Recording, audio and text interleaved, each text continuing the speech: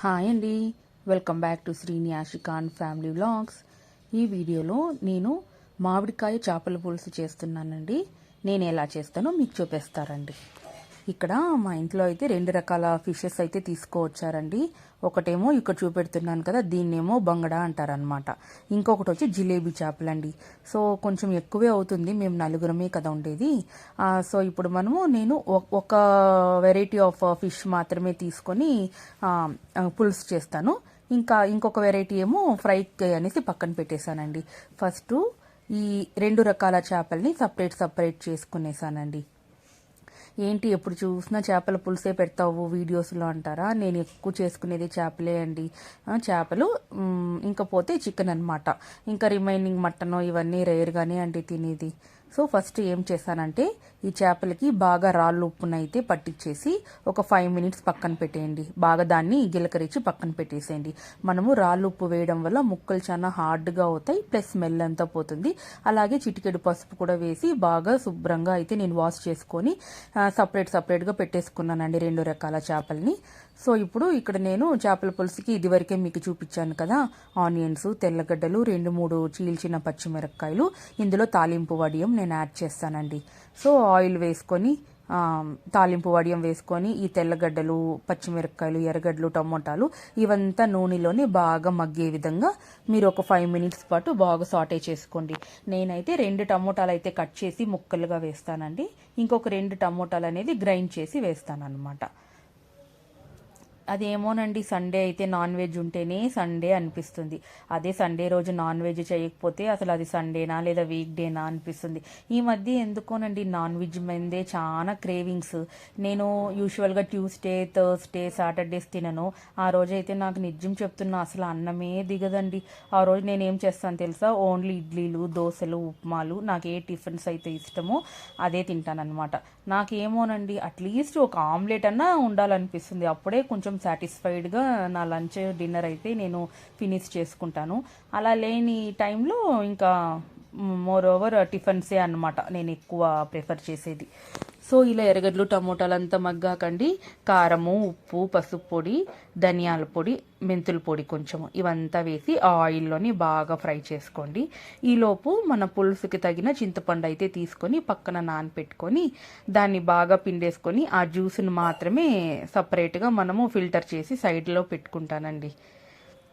ఈ ఎర్రగడ్డలు, టమోటాలు అనేది ఆయిల్లో బాగా వేపాలండి. ఇది పచ్చిగా ఉంటే కర్రీ అంత బాగుండదు అనమాట, పులుసు అంత బాగుండదు. సో ఎంత నూనెలో మగ్గుతాయో అంత టేస్ట్ వస్తుంది అనమాట అండి ఫిష్ కర్రీ. సో ఇప్పుడు చింతపండు పులుసు అనేది మనము ఇక్కడ యాడ్ చేసేసుకుందాం.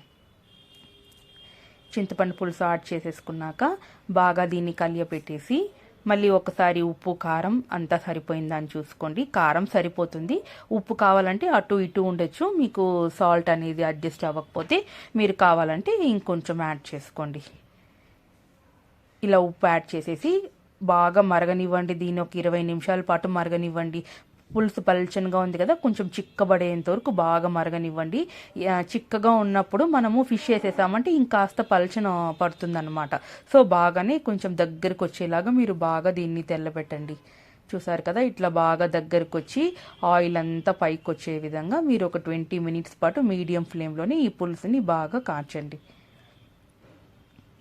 పిల్లలంతా ఒకే గలాటా చేస్తున్నారండి. సండే అంటేనే కొంచెం అన్నీ లేట్గా అవుతాయన్నమాట పండ్లంతా. సో ఫస్ట్ లంచ్ అయితే చేసేసామంటే అంతే, మళ్ళీ రిమైనింగ్ పనులు నా పాటికి నేను చేసుకుంటాను.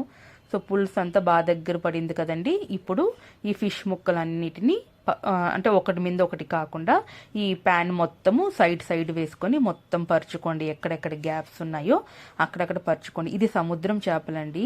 సో ఇది ఒక 5 to 10 మినిట్స్ పాటు మనం స్టవ్ ఆన్లో పెట్టి ఉడికించాలన్నమాట. అదే మామూలు చెరువు చేపలైతే పులుసు బాగా వేడిగా ఉంటుంది కదా, ముక్కలు అనేది వేసేసి ఒక 2 మినిట్స్ పాటు అలానే పెట్టేసి మనం ఆఫ్ చేసి ప్లేట్ మూసి పెట్టేసామంటే ఆ వేడికే ఆ ముక్కలు అనేది బాగా ఉడికిపోతాయి. బట్ ఇది సముద్రం చేపలు కదండి, ఇది కాస్త 5 to 10 మినిట్స్ అలాగే మంట మీదే కొంచెం బాయిల్ అయితేనే కుక్ అయితేనే బాగుంటుంది అని చెప్తారు. సో ఫిషెస్ అన్నీ ఇలా మొత్తం పేర్చేసాక ఇప్పుడు మామిడికాయ ముక్కల్ని కూడా ఎక్కడెక్కడ గ్యాప్స్ ఉందో అక్కడంతా వేసేయండి. నిజంగానండి చేపల కూరలో మామిడికాయ ముక్కలు వేసి ఒకసారి టేస్ట్ చేసి చూడండి, అసలు ఎంత టేస్టీగా ఉంటుంది తెలుసా.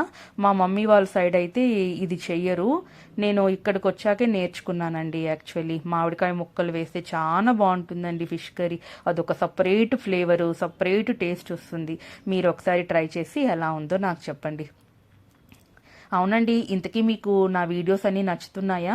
నా వీడియోస్ కనుక మీకు నచ్చుతుంటే ప్లీజ్ సబ్స్క్రైబ్ చేయడానికి కన్సిడర్ చేయండి, అలాగే ఒక చిన్న థమ్స్ అప్ ఇచ్చుకోండి, ఓకేనా? అంతే అండి.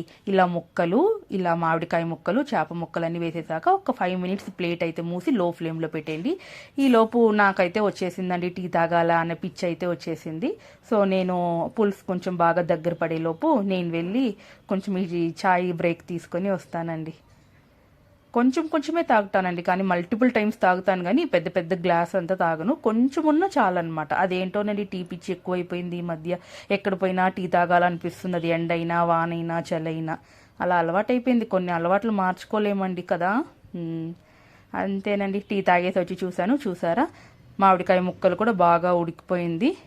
మరీ గొజ్జుగా కాకుండా కరెక్ట్గా ఉడికిందండి. మనం ఇప్పుడు స్టవ్ ఆఫ్ చేసేస్తాం కదా, ఇంకాస్త వేడి ఉంటుంది కదండి. సో ఈ చేప ముక్కలు, ఈ మామిడికాయ ముక్కలంతా పర్ఫెక్ట్గా అయితే కుక్ అయిపోయి ఉంటాయి అన్నమాట.